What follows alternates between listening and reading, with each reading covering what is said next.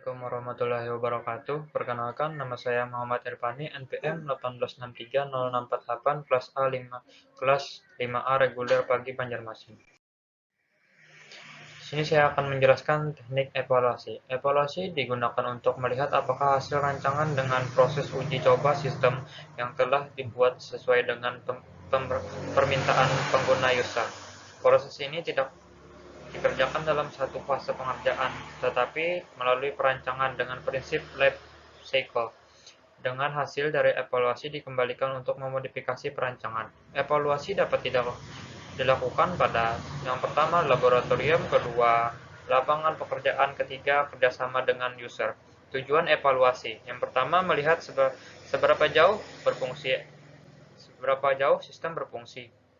Evaluasi pada tahap ini meliputi pengukuran untuk kerja dari user pada sistem untuk melihat keefektifan sistem dalam mendukung tugas.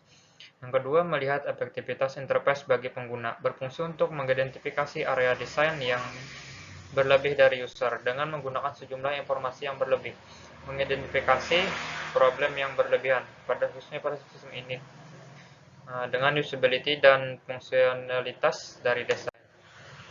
Selanjutnya, yang kedua, jenis evaluasi. Ada dua jenis evaluasi yaitu yang dilaksanakan pada laboratorium dan yang dilaksanakan pada lingkungan kerja atau lapangan. Yang pertama dalam dalam kondisi percobaan atau laboratori.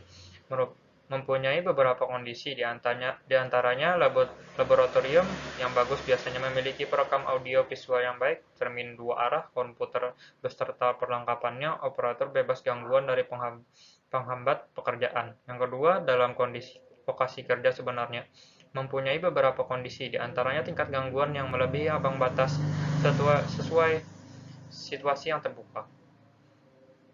Yang ketiga ada participatory design. Merupakan beberapa kondisi diantaranya ada suatu pemikiran yang melibatkan alur perancangan dan tidak hanya proses evaluasi saja. Mengevaluasi perancangan, evaluasi terjadi setelah proses perancangan.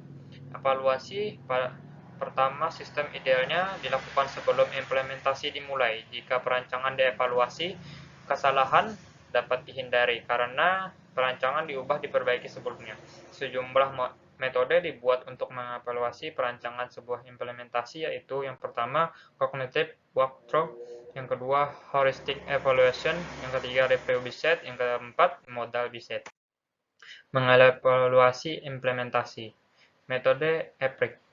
Evaluasi eksperimen satu metode yang sangat kuat untuk mengevaluasi perancangan atau aspek dalam perancangan adalah merupakan eksperimen yang terkontrol. Ini menyediakan kenyataan empiris untuk mendukung klaim umum atau hipotesis. Evaluasi memilih hipotesa untuk diuji, yang dapat ditentukan dengan mengukur beberapa atribut dari perilaku subjek.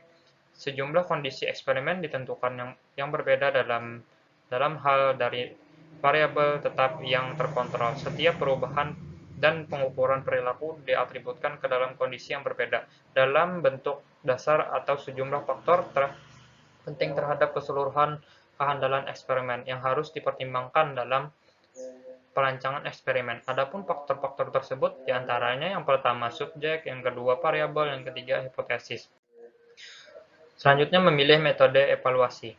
Faktor yang membedakan teknik evaluasi ada 8 faktor yang membedakan teknik evaluasi yang membantu kita untuk memilih teknik yang sesuai, yaitu teknik siklus, selanjutnya jenis evaluasi, yang ketiga teknik objektivitas dan subjektivitas, yang keempat jenis ukuran yang berbeda, yang kelima informasi yang tersedia, yang keenam kesiapan dari suatu respon, ketujuh tingkat gangguan yang tidak secara langsung, yang kedelapan sumber yang tersedia. Selanjutnya latihan. Yang pertama, variabel yang dapat diukur dalam eksperimen dalam metode empiris disebut C, variabel dependen. Yang kedua, sistem prototype yang berjalan pada multimedia workstation yang dihubungkan langsung ke video recorder adalah B, experimental video annotator. Yang ketiga, Yang bukan merupakan pendekatan perancangan evaluasi adalah A. Metode observasi. Yang keempat, yang bukan merupakan tujuan evaluasi adalah A. Membantu user. Yang kelima, metode untuk membantu mengomunikasikan informasi antara user dan perancang kecuali A. User notebook. Sekian penjelasan dari saya. Wassalamualaikum warahmatullahi wabarakatuh.